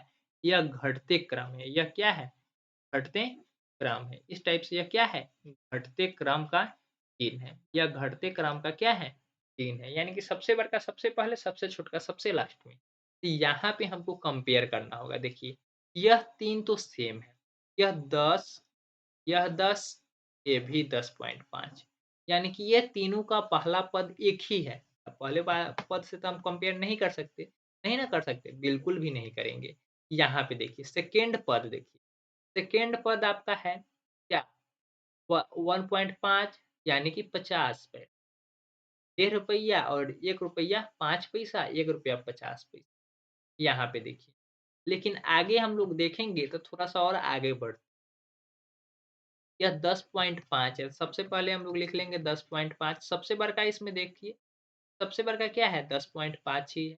आगे चलते हैं, इसमें भी 10.5 है और इसमें भी 10.5 है। इससे हम लोग डिसाइड नहीं कर सकते हैं कि कौन इसका सही आंसर हो सकता है, लेकिन सबसे बड़का सबसे पहले लिखना है। आगे चलते हैं, निरूपित करती है, यानी कि निरूपित करती है घटते क्रम में ही आपको लिखना है। इसके बाद है 1.50, इसके बाद है 1.5 और इसके बाद है 55। देखिए, आपको इतना पता होना चाहिए कि 1.05 के बाद ज़ीरो लगाते हैं, ज़ीरो लगाते हैं, ज़ीरो लगाते हैं, ज़ीरो लगाते हैं। ना कि 1.05 के बाद 1, 2, 3, 4 इस टाइप से लगाते हैं। बल्कि हम क्या लगाते हैं? ज़ीरो लगाते हैं। 0.5 या किसी भी अंक के बाद दशमलव लग गया, उसके बाद हम ज़ीरो ही बैठा सकते हैं। इस अंक के पीछे हम कितना भी ज़ीरो बिठाएँगे तो इसका अर्थ क्या है? 1.05 ही है, 1.05 ही है, क्योंकि ज़ीरो का खुद के स्वयं, खुद के प्रति कोई मान नहीं, प्रकार से। यहाँ पे इसका सही आंसर कितना आ रहा है? देखिए, यहाँ पे 0.5 का क्या आ रहा है? यहाँ पे ₹1.5 लिखा हुआ है, तो चलिए हम लोग ₹1.5 भी लिख लेते हैं। अभी तक का यह तो बड़ा था, लेकिन यहाँ पे देखिए 1.05 लिख दी, 1.05 यानी कि ₹1 5 पैसा, जबकि यह है ₹1 50 पैसा, यह है ₹10 50 पैसा, यह है ₹1 50 पैसा, यह है ₹1 5 पैसा। आगे चलते हैं। नेक्स्ट में कहा जा रहा है कि ₹1 55 पैसा। आपको तो यह क्या मिल गया? यह तो आपको छोटा मिल गया। इसके अपेक्षा क्या है? यह तो छोटा है, यह बड़ा है। इसलिए यह ऑप्शन नंबर 1 आपका गलत हो जाएगा ड्यू टू इसकी वजह से। ठीक है, आगे बढ़ते हैं। पहला ऑप्शन आपका गलत हो गया है। क्यों गलत हुआ है? क्या आपको कंपेयर करने में पता चला? आगे चलते हैं। नेक्स्ट 2 नंबर ऑप्शन को चेक करते हैं। यहाँ पे कहा जा रहा है कि ₹10 50 पैसा पहले आएगा। ₹10 50 पैसा क्या आएगा? पहले आएगा। ₹10 50 पैसा पहले आएगा। ₹10 50 पैसा पहले आएगा। क्या आएगा? ₹10 50 पैसा पहले। तो ठीक है, हमने भी मान लिया कि ₹10 50 पैसा पहले आएगा। उसके बाद कहा जा रहा है कि ₹1 5 पैसा आएगा। ₹1 क्या? ₹1 5 पैसा आएगा। और उसके बाद कहा जा रहा है क्या? ₹1 50 55 पैसा आएगा। ₹1 55 पैसा आएगा। ₹1 55 पैसा कैसे आएगा भाई? यहाँ पे कहा जा रहा है कि इसका मतलब होता है 1.0, यानी कि 5 के बाद 0 ही बैठा सकते हैं। लेकिन यहाँ पे कहा जा रहा है कि 0 और 5, 5, यानी कि यहाँ पे अगर दशमलव हटा दें तो यह हो गया 1050, 1050 और यहाँ पे हो गया 1055। तो बताइए कौन-सा बड़ा है? कौन-सा बड़ा है? तो आप तो कहेंगे सर ये बड़ा है, सर ये बड़ा है। तब 12 तो सबसे पहले आता है ना? लेकिन यहाँ पे बड़ा को बाद में और छोटा को पहले अरेंज कर दिया, जिसके वजह से क्या हो गया? क्या ऑप्शन नंबर 2 भी गलत हो गया। ऑप्शन नंबर 2 भी गलत हो गया। किसकी वजह से? ऑप्शन नंबर इसकी वजह से आपका 2 नंबर गलत हो गया। या यहाँ पे ₹1 5 पैसा लिखा हुआ है, लेकिन दूसरे नंबर में क्या लिखा हुआ है? ₹1 5 पैसा और उससे भी छोटा 5 लिखा, यानी कि 1055 और यहाँ पे 1050 अर्थ है, ठीक है? आगे बढ़ते हैं तीसरे नंबर में आपसे कहा जा रहा है क्या? तीसरे नंबर में हम लोग बात करते हैं। 1-2 तो आपको पता लग गया कि किस वजह से गलत है। आगे बात करते हैं हम लोग दूसरे नंबर की ओर और दूसरा नंबर भी काफ़ी इम्पोर्टेंट है। दूसरा नंबर भी काफ़ी इम्पोर्टेंट है। यहाँ पे कहा जा रहा है तीसरे नंबर ऑप्शन में 10.5 तो पहले आएगा। सर 10.5 तो पहले आएगा। उसके बाद कहा जा रहा है कि 1 रुपया 1.5 पैसा आएगा, यानी कि 1 रुपया 50 पैसा आएगा। उसके बाद कहा जा रहा है सर 1 रुपया 5 पैसा और उसमें भी पैसा का भी आधा 5 आएगा। यानी कि हमने भी मान लिया कि चलिए ठीक है, कोई बात नहीं, इतना आएगा। उसके बाद कहा जा रहा है कि सर इसके बाद 1 रुपया अब 5 पैसा ही है। उसके बाद कहा जा रहा है कि 1 रुपया और 5 पैसा से भी आएगा। इसके बाद कहा जा रहा है सर अब 15 पैसा आएगा। अब सर कितना आएगा? 15 पैसा। तो यहाँ पे हम लोग दशमलव को हटा के थोड़ा-सा कंपेयर कर लेते हैं। चलिए, यहाँ पे क्या लिखा गया है? दशमलव को हटाने की कोशिश करते हैं। लेकिन दशमलव को हटाने के लिए सभी दशमलव के बाद जितने भी अंक होंगे उसके अनुसार कंपेयर करके उतना जीरो हमें बैठाना होगा। तो देखिए अधिकतर अंक के पास कितने हैं? दशमलव के राइट साइड में 3 अंक है, यानी कि दशमलव हटाएँगे तो सभी पे 3-3 जीरो बैठेगा, सभी पे 3-3 जीरो बैठेगा। हटाइए, अगर हटाना चाहते हैं तो हटाइए। इसके लिए देखिए आप तो फर्स्ट अंक से कंपेयर अगर आप करते हैं, देखिए यह 10 है, यह 10 है, जबकि यह 1 है, यह भी 1 है, यह भी 1 है, ये भी 1 है और यह 0। यानी कि इतना तो कन्फर्म है कि 1, 0, 10 के बीच में सबसे पहले क्या आएगा? 10 ही आएगा। सबसे पहले 10 आएगा। यानी कि यह थोड़ा देर के लिए ऑप्शन सही है, लेकिन इसके बीच का यह 0 का 1 का जो मान है, अगर ये भी बैठा हुआ सही होगा, तब हम कह सकते हैं कि यह घटते क्रम में अरेंज है। क्योंकि 10 तो पहले आएगा, उसके बाद 1 आएगा और उसके बाद 0 आएगा, तो फर्स्ट अंक के बाद दशमलव के जो राइट लेफ्ट साइड में है, से हम लोग कंपेयर कर रहे हैं, तो पहले तो आपका ऑप्शन नंबर 3 सही मिल रहा है फर्स्ट रूल के अकॉर्डिंग। लेकिन इसको बीच वाला जो 1 का मान दिया हुआ है, अगर इसको भी हम लोग कंपेयर करें, तो क्या है? अगर 1 जैसा मान है, तो हम कहेंगे कि क्या है? आगे बात करते हैं। यहाँ पे कहा जा रहा है दशमलव हटा दीजिए। चलिए हम लोग दशमलव हटा देते हैं। यहाँ पे दशमलव हटाएँगे, तो क्या होगा? 1 जीरो तो पहले से ही था, लेकिन यहाँ पे 3 अंक है, तो चलिए यहाँ पे 3 अंक, तो यहाँ पे 2 अंक है। 3 को जीरो हम बैठा देते हैं। इस प्रकार से दशमलव हटाएँगे तो यह 150 बनेगा, यह कितना बनेगा? 105 बन जाएगा, यह 1.5 बनेगा, इस टाइप से बनता जाएगा। इस प्रकार से इसका सही आंसर ऑप्शन नंबर 3 ही होगा, इसे आप और डिटेल से देख सकते हैं। कंपेयर करेंगे तो आपका ऑप्शन नंबर 3 ही बिल्कुल। आगे बढ़ते हैं, यह बहुत ही ईज़ी क्वेश्चन था और बहुत सारे स्टूडेंट इसमें गलती भी कर चुके थे। कहा जा रहा है कि 100 लाख, 100 लाख, 100 लाख, क्या कहा जा रहा है? 100 लाख, 100 लाख को निम्नलिखित में रूप में भी जाना जाता है। 1 मिलियन के रूप में जाना जाता है, 1 करोड़ के रूप में जाना जाता है, 1 बिलियन के रूप में जाना जाता है, 10 करोड़ के रूप में जाना जाता है। तो बहुत सारे स्टूडेंट इसमें गलती की। 100 लाख को 1 करोड़ के रूप में जाना जाता है, ना कि 10 करोड़ के रूप में। यह कैसे? इसके बारे में जानकारी आपको बता देना चाहता हूँ। देखिए, लाख पर कितने ज़ीरो होते हैं? लाख पर कितने ज़ीरो होते हैं? तो आप कहेंगे सर इकाई, दहाई, 1 मिनट। यह इकाई, या दहाई, सैकड़ा, हज़ार, 10,000, लाख। सर लाख पर तो मात्र कै गो ज़ीरो होता है? 2 गो और 3 गो, 5 गो। क्योंकि यहाँ पे अगर मान लीजिए 1 होगा तब ना कहेंगे कि 1 लाख। अगर यहाँ पे 2 होगा तब ना कहेंगे कि 2 लाख, तब ना कहेंगे 3 लाख, तब ना कहेंगे 4 लाख। यानी कि लाख पर कै गो ज़ीरो? लाख पर 3 गो ज़ीरो। आप कै गो कहेंगे? तो 3 गो ज़ीरो। और कहा जा रहा है 100, तो 100, 100 का मतलब कितना ज़ीरो? 2 गो ज़ीरो। 100 का मतलब 2 ज़ीरो और 3 ज़ीरो यहाँ से। 3 ज़ीरो यहाँ 5 ज़ीरो, सॉरी, यहाँ पे लाख पर कितने ज़ीरो होते हैं? तो 5 ज़ीरो। तो 5 ज़ीरो यहाँ पे हम बैठा दिए, 5 ज़ीरो यहाँ पे, 3 और 2 5 बैठा दिए। अब इसको आप काउंट करेंगे तो कितना बनेगा? 1 करोड़ बनेगा। नहीं विश्वास है तो काउंट कर लीजिए, इकाई, दहाई, सैकड़ा, हज़ार, 10,000, लाख, 10 लाख, करोड़, 10 करोड़, इस टाइप से आपका इसका सही आंसर 1 करोड़ आएगा। क्या आएगा? 1 करोड़ आएगा। कितने ज़ीरो? इकाई, दहाई, सैकड़ा, हज़ार, 10,000, लाख। लाख के बाद क्या हो जाएगा? लाख के बाद 10 लाख करोड़। का सही आंसर आपका बिल्कुल ऑप्शन नंबर इसका बिल्कुल सही आंसर हो जाएगा। 100 लाख को क्या कहते हैं? 100 लाख को 1 करोड़ कहते हैं और 1 करोड़ में कितने लाख होते हैं? तो 100 लाख। 1 करोड़ में 100 लाख होते हैं और 10 लाख बराबर 1 मिलियन। 1 लाख बराबर 10 लाख बराबर कितना होता है?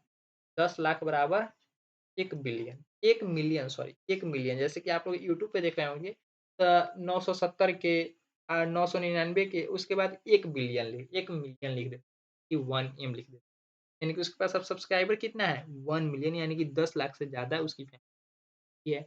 इस टाइप से लिख देते हैं यानी कि 100 लाख बराबर कितना 100 लाख बराबर 1 और आगे बढ़ते हैं।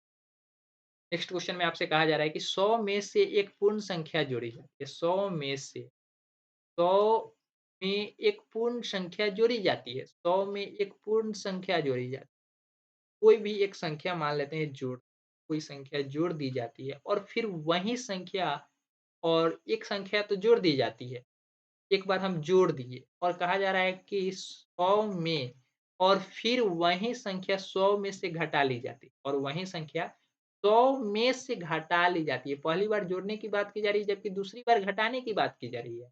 घटा ली जाती है, घटा दी जाती है। इस प्रकार प्राप्त हुई दोनों संख्याओं का योगफल तो एक प्राप्त संख्या यह है, दूसरी प्राप्त संख्या यह है। तो इस दोनों संख्याओं का आपसे योगफल पूछा गया है।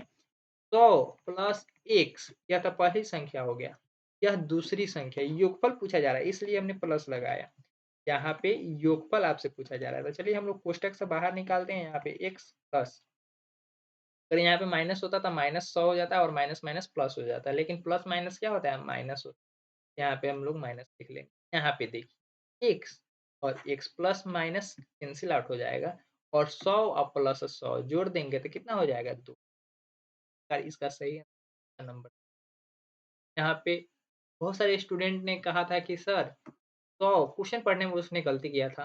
कहा था कि 100 में से कुछ संख्या जोड़ी जाती है और वही संख्या घटा ली जाती है। लेकिन लास्ट में ये भी कहा गया है कि दोनों संख्याओं का योगफल क्या है? यानी कि प्राप्त हुई संख्याओं का योगफल आपसे पूछा जा रहा है, न कि जो संख्या घटा ली वही संख्या हो जाएगा इसका। इस प्रकार से इसका जो मेथड है इसका सही आंसर ऑप्शन नंबर 2।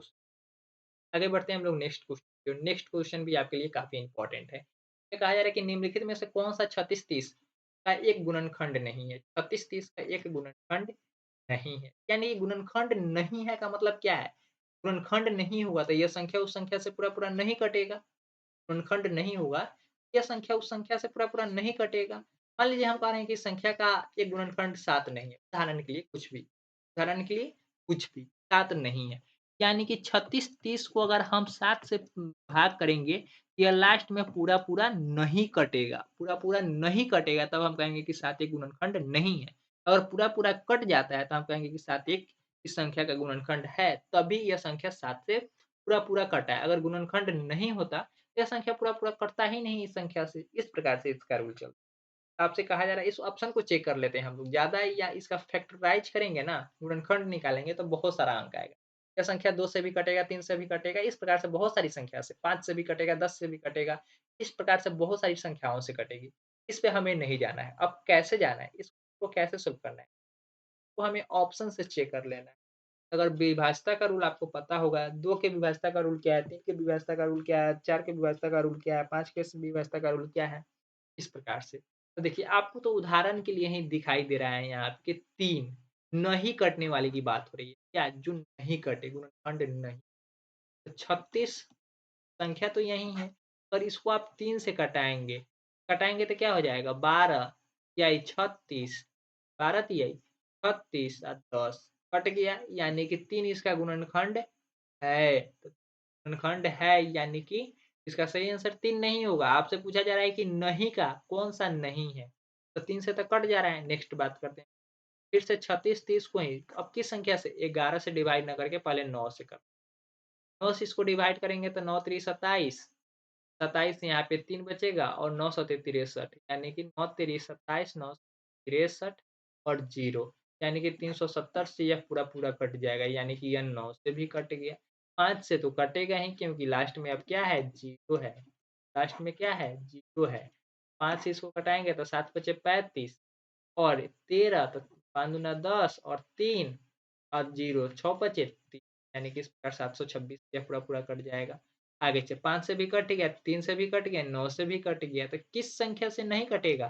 तो 11 से नहीं कटेगा। तो इस प्रकार इसका सही आंसर ऑप्शन नंबर 1 3 हो जाएगा। ऑप्शन नंबर 3 हो जाएगा और सही नंबर का आंसर 11 हो जाएगा। 3630 का क्या है? 11 एक गुणनखंड नहीं है। गुणनखंड नहीं है का मतलब 1136 11 से पूरा-पूरा नहीं कटेगा। तो 11 तिहाई 33, 11 तिहाई 33, 3, 3 कट जा रहा है। आखिर हमने कहीं न कहीं कुछ न कुछ गलती किया है, जिसकी वज़ह से यहाँ पे कट जा रहा है। लेकिन थोड़ा-सा और ध्यान से, पर चेक कर लेते हैं भाग ही करके। छोड़िए, हमें नहीं पता क्या किससे कटेगा, नहीं कटेगा। 0 आएगा, 0 भी उतर गया, 0 भी कट जाएगा। 11 तिहाई 33 जी, तो 30 से 11 से कट गया। हम लोग इस मेथड से हो सकता है कि इसमें कहीं न कहीं डिवाइड में गलती हुआ हो, जिसकी वज़ह से ऐसा आंसर 3 से कटेगा ही, लेकिन हो सकता है 9 से ना कटे। 9 से ही हम लोग चेक कर लेते हैं क्योंकि 9 से कटने का तो 36 30 को हम लोग 9 से चेक कर लेंगे। 9 से चेक करेंगे तो 9 तिरी 27, 9 तिरी 27। अब बताइए यहाँ पे 27 घटा है तो यहाँ पे हमने क्या मान लिया? 63, 9 सते 63 कटा दे रहा है। क्या 63 होगा ही नहीं। 36 में से 27 जाएगा तो कितना होगा? 9 और 93 बचेगा। यहाँ पे कितना बच गया? 4 9 चौका 36 चलिए हाँ 9 चौका 36 को भाग देंगे तो 9 चौका 9 चौका 36 9 चौका 36 कट गया 3 3 उतरेगा तो ये 3 तो कटेगा नहीं तब 2 अंक उतरेगा 0 बिठाएंगे और 0 यहाँ पे ऊपर से 2 अंक उतार देंगे तो 30 हो गया। अब 9 तेरी 27 9 27 कटा दिए लेकिन यहाँ पे शेषफल क्या बच गया? 3 बच गया। यह जो भाग हम लोगों ने किया था यहाँ पे यह बिल्कुल गलत था। 9 से यह बिल्कुल पूरा-पूरा नहीं कटेगा। 9 से पूरा-पूरा नहीं कटेगा। 9 से नहीं कटेगा। इस प्रकार इसका सही आंसर आपका 9 9 एक तरीका है कि भाग करके चेक कर ली। ऊपर वाले में भी हम लोग भाग ही करके चेक कर रहे थे, लेकिन हमारा जो भाग था, वह ओरली जो भाग कर रहे थे, वहाँ पे 63 हमने जो 36 था ना, उसका हमने 63 मान लिया। वहाँ पे 63 नहीं आ रहा था। कितना आ रहा था? आ रहा 3 बच रहा था, लेकिन हमने 63 मानकर उसको हटा दिया था, क्योंकि हमारी मान्यताएँ बिल्कुल गलत थी। आगे बढ़ते हैं नेक्स्ट क्वेश्चन। नेक्स्ट क्वेश्चन में आपसे कहा जा रहा है कि 1, 6, 15 डैश 45 66 91 इसमें लुप्त स्थान पे यानी कि मिसिंग नंबर का यह क्वेश्चन है। इसमें आपसे क्या भरा जाएगा? तो 5 में से 1 जाएगा, तब 6 में से 1 जाएगा तब 5 इसी प्रकार से 15 में से कितना जाएगा? 15 में से 9 गया, 15 में से 9 गया तो 15 में से 6 जाएगा तो कितना बचेगा? 9 बचेगा।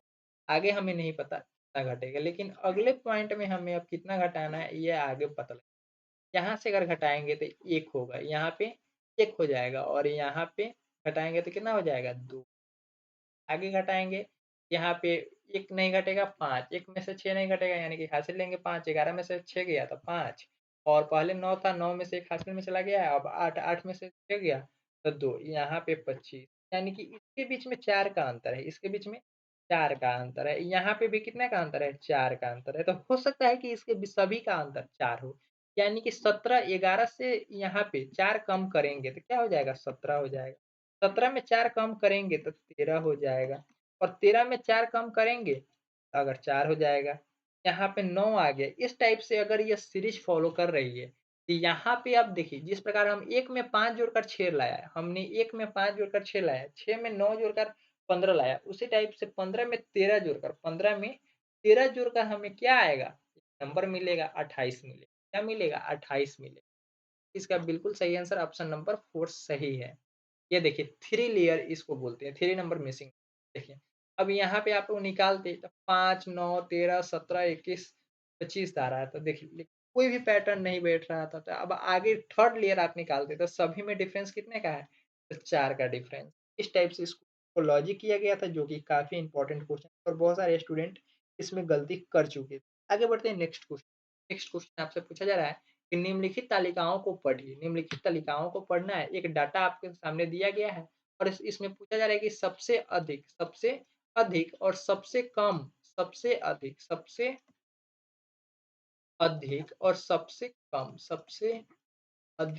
और सबसे कम, सबसे अधिक और सबसे कम की बात की जा रही है। सबसे अधिक और सबसे कम पाए जाने वाले रक्त समूहों का अनुपात क्या है? अनुपात यानी कि रेशियो सबसे अधिक और सबसे कम का आपसे अनुपात पूछा जा रहा है। इस डाटा में सबसे अधिक कौन है? 9 है, 6 है, 12 है, 30 है। तो सबसे बड़ा कौन है? देखिए 30 12 नहीं है, यह यहाँ पे देखिए इधर पढ़ना भी है आपको, कुल दिया गया है। कुल कितना है? 30 है, तो कुल से आपको कोई मतलब नहीं है। डाटा में आपसे कहा जा रहा है कि यानी कि 9 6, 12, 3 में सबसे बड़ा कौन है? तो आप कहेंगे सर 12 है। सबसे बड़ा कौन है? तो 12 है। सबसे अधिक 12, सबसे बड़ा कौन है? तो 12 है। सबसे छोटा कौन है? तो सर सबसे छोटा कौन है? तो सबसे छोटा कौन है? तो 3 है। तो आपसे अनुपात पूछा गया है, तो अनुपात में देखिए क्वेश्चन में कहा जा रहा है कि सबसे अधिक और सबसे कम पाए जाने वाले रक्त समूह का अनुपात क्या होगा? तो अनुपात का मतलब होता है कि जो पहले बोलेगा वह ऊपर में होगा। जो पहले बोलेगा वह ऊपर में होगा और जो बाद में बोलेगा वह नीचे में होगा। बाद में बोलेगा वह नीचे में होगा। इस प्रकार से यहाँ पे कहा जा रहा है कि अधिक वाला ऊपर, कम वाला नीचे, यानी कि अधिक 12 है तो 12 ऊपर हो जाएगा और 3 कम है तो 3 नीचे हो जाएगा। इसको घटाएँगे तो 4 कितना आ जाएगा? ऊपर में आ जाएगा 4 और नीचे में 1। इसको बोलेंगे 4:1, 4:1। इस प्रकार से इसका सही आंसर ऑप्शन नंबर 2 हो जाएगा। बस अनुपात में हमें यह ध्यान रखना होता है कि कौन पहले बोला जा रहा है या कौन बाद में बोला जा रहा है। बस इसी को ध्यान में रखते हुए इसका आंसर निकल जाएगा। आगे बढ़ते हैं नेक्स्ट क्वेश्चन। नेक्स्ट क्वेश्चन भी काफ़ी इम्पोर्टेंट है और यह 3D का क्वेश्चन है और इसमें आपसे पूछा जा रहा था कि किस में त्रिआयामी आकृति है? निम्नलिखित समूहों में से किस में सभी त्रिआयामी यानी कि 3D आकृतियाँ हैं? घन-घनाप गोला बेलन, घन-घनाप गोला बेलन, घन-घनाप वृत्त त्रिभुज, घन-घनाप अर्धवृत्त शंकु, घन-घनाप वृत्त शंकु, वृत्त शंकु। देखिए यहाँ पे भी वृत्त, यहाँ पे भी वृत्त। तो वृत्त का आकृति कुछ इस टाइप से होता है। वृत्त का आकृति इस टाइप से होता है, ठीक है? यहाँ पे क्या आपको ऊँचाई वृत्त में देखने को मिलता है कभी भी? ऊँचाई कभी भी देखने को मिलता है वृत्त में? तो नहीं मिलता है। अर्धवृत्त में अब यहाँ से हम लोग वृत्त को आधा-आधा काट दें, इसमें कहीं भी आपको ऊँचाई देखने को मिल रहा है? तो नहीं। यानी कि वृत्त में हमें 3D डायमेंशन नहीं मिलते, लंबाई, चौड़ाई, ऊँचाई तीनों देखने को नहीं मिलता है, कोई भी मिलेगा एक ही मिलेगा। यानी कि 1D होते हैं, 2D हो सकते हैं, लेकिन 3D वृत्त नहीं होगा, जिसके कारण से यह तीनों ऑप्शन क्या हो गया? गलत हो जाएगा। घन भी 3D होते हैं, घन भी आपको 3D होते हैं। इस टाइप से इसका क्या होगा? थ्री सभी सरफेस आपको दिखाई देते हैं। देखिए यहाँ पे लंबाई भी है, चौड़ाई भी है, ऊँचाई भी है, यह घन है। इसी को हम लोग और आगे बनाएँगे, इसमें और घन को हम लोग जोड़ दें तो क्या हो जाएगा? घनाभ का रूप ले लेगा। गोला में लंबाई, चौड़ाई, ऊँचाई तीनों दिखने को मिलते हैं, बेलन में भी लंबाई, चौड़ाई, ऊँचाई तीनों। इस टाइप से ऑप्शन नंबर ए ही एक ऐसा ऑप्शन है जिसमें तीनों क्या है? तो सभी आकृतियाँ क्या हैं?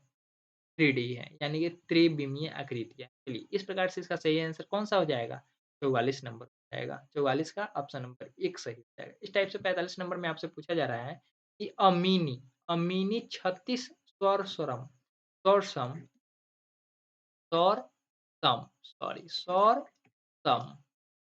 वर्गों को अलग-अलग प्रकार आयतों में व्यवस्थित कर रही है।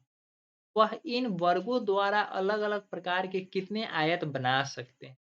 36 है, कितने हैं? 36 है, 36 है। तो इसका एक फ़ॉर्मूला होता है, हमें क्या करना है? इसका फैक्टराइज़ करना है। यह 5 प्रकार से बनाए जा सकते हैं। किस प्रकार से? 5 प्रकार से बनाए जा सकते हैं। हमें ऐसे नंबर की खोज करनी है, हमें ऐसे नंबर की खोज करनी है, जिससे 2 से गु दोनों अंक को आपस में गुणा करने पर 36 एक तो है 1 गुना 36, 1 गुना 36 करेंगे तो 36, ठीक है? आगे बढ़ते हैं। 2 गुना 18 करेंगे तो 3 गुना 12 करेंगे तो 4 गुना 4 गुना 9 करेंगे तो 36। इसके बाद आप कितना गुना करेंगे? तो 6 गुना 6 करेंगे तो कितना मिलेगा? 36 मिलेगा। अब बताइए, अब इसके बाद क्या करेंगे? अब 9 गुना 4 करेंगे, 9 गुना 4 करेंगे तो क्या होगा? 36 मिलेगा। लेकिन यहाँ पे देखिए, अब यहाँ से यह रिपीट करना शुरू कर देगा। 9/4 तो हम पहले से ही लिख चुके हैं, तो क्या हम इसको बार-बार अरेंज करेंगे? 1/9/4 9 गुना 4 हम बार-बार नहीं लिखेंगे। इस प्रकार से देखिए, इस संख्या को हम कितनी बार लिख पा रहे हैं? मात्र 5 बार लिख पा रहे हैं, 5 बार अलग-अलग तरीके से अरेंज कर पा रहे हैं, मात्र 5 बार अरेंज कर पा रहे हैं। इस प्रकार से इसका सही 5 हो। अगर यहीं पे बोलता कि 28 का बताइए, 28 शॉर्ट सम वर्गों को आयत बनाना है, तो कितनी प्रकार से बना सकते हैं? एक बार तो होता है 1/28 यानी कि एक ही लाइन में हम 28 वर्ग को अरेंज कर देते टाइप से, 28 वर्ग को इस टाइप से हम अरेंज कर देते हैं। यह एक तरीका है। दूसरा है कि 2 लाइन में 2 गुना 14 की लाइन में, यानी कि इस लाइन में आप 2 लाइन बना दें, कितने? 2 लाइन बना दें और 14-14 कर 2 लाइन है 1 और 2 इस टाइप से 14 हो गया। इस टाइप से आगे कहा जा रहा है। यहाँ पे 3 से नहीं कटेगा, 3 से कटेगा ही नहीं, 4 लाइन का और 7 अब 7 का 4 गो वर्ग बना दें, कितना? 4 गो, 1 गो, 2 गो, 3 गो, 4 गो, अब इसमें 7 गो वर्ग बना दें, कितने? 3 हुए, 4 हुए, 5 हुए, 6 हुए, इस टाइप से यह 7 वर्ग 4 का खड़ा कर दिए, 7 का लंबा कर दिए, इस टाइप से और आगे जब इसको रिपीट करेंगे तब क्या हो जाएगा? 7 का अभी तो कुछ देर पहले हमने इस टाइप का कितना बनाया था? 4 लाइन का 1, 2 1, 2, 3 आई 4 कितना हो गया? 1, 2, 3, 4 4 गो हो गया? ठीक है। अब यहाँ पे कहा जा रहा है कि 7 गो इस टाइप से 1 गो, 2 गो, 3 गो, 4 गो, 5 गो, 6 गो और 1 7 1 गो, 2 गो, 3 गो, 4 गो, 5 गो, 6 गो, 7 गो हो गया। अब यहाँ से करेंगे तो 7 गुना 4 आएगा। अब क्या होगा?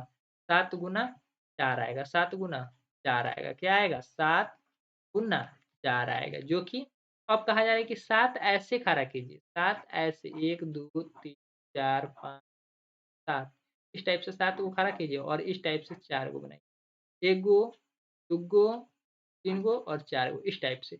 ये देखिएगा तो सभी आकृतियाँ अब क्या हो गया 7 और 4 दोनों तो कॉमन हो गया। तब यहाँ पे 7 4 नहीं होगा। क्या नहीं होगा? तो 7 4 नहीं होगा। इस टाइप से इसको अरेंज हमें करना था। तो यहाँ पे अगर 28 का पूछता 3 बार यानी कि 3 को बना सकते थे, 36 का पूछा तो 5 को बन रहा है। इस प्रकार से 5 इसका बिल्कुल सही। और बहुत सारे स्टूडेंट 6 36 लगा के आए थे यानी कि 36 का वर्ग निकाल दिए थे। इसका सही आंसर क्या होगा? 36 हो जाएगा। तो यह बिल्कुल गलत था। इसलिए इसका सही आंसर ऑप्शन नंबर बी हो जाएगा। देखिए यहाँ पे क्वेश्चन नंबर 45 तक हम लोगों ने कंप्लीट कर लिया था और मैथ में 15 क्वेश्चन पूछे जाते हैं कंटेंट से। तो आप लोग बताएँगे कि 15 क्वेश्चन में आपको कितने सही आ रहे थे और क्या आपको क्लासेस ये पसंद आई? इसी प्रकार से ये क्लासेस डेली इसी टाइम पे होती रहेगी। आप इस क्लास में बन सकते हैं, हमारे साथ जुड़ सकते हैं और चैनल पे नए होंगे तो चैनल को सब्सक्राइब कर लीजिएगा। और सबसे इम्पोर्टेंट आप जानकारी मैं आपको बता देना चाहता हूँ कि इस सेशन में कौन से क्वेश्चन किस-किस टॉपिक से कितने क्वेश्चन पूछे गए थे। तो देखिए, टॉपिक यहाँ पे थे एलसीएम, एचसीएफ। एलसीएम, एचसीएफ है। एलसीएम, एचसीएफ है, इससे 1 से 2 क्वेश्चन पूछे गए थे। मनी वो साबुन वाला जो क्वेश्चन था 1 से 2 नंबर का क्वेश्चन। इसके बाद है टाइम एंड डिस्टेंस का, टाइम एंड डिस्टेंस का नहीं, सिर्फ टाइम का क्वेश्चन पूछा गया था। यात्रा हम इतने बजे शुरू किए और इतने बजे खत्म कर दी थी। इसके बीच का जो ड्यूरेशन टाइम लगा वह कितना था? बस इसी टाइप का क्वेश्चन पूछा गया था।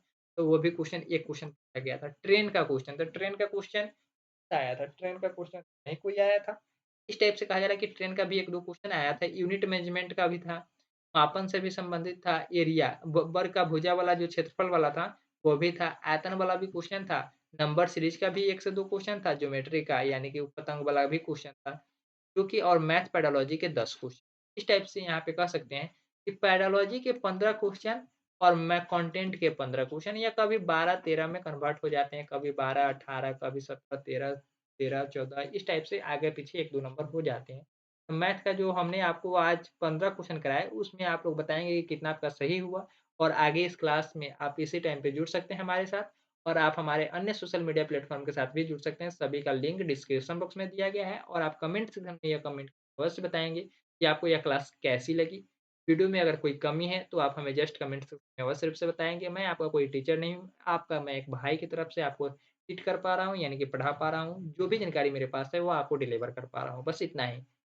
मैं आपका छोटा भाई ना समझकर बड़ा भाई समझ लेंगे, बस इतना ही काफ़ी है मेरे लिए। आज के लिए इतना ही, फिर मिलेंगे हम लोग नई क्लास के साथ। Thanks for watching this video. Bye bye, जय हिंद, जय भारत।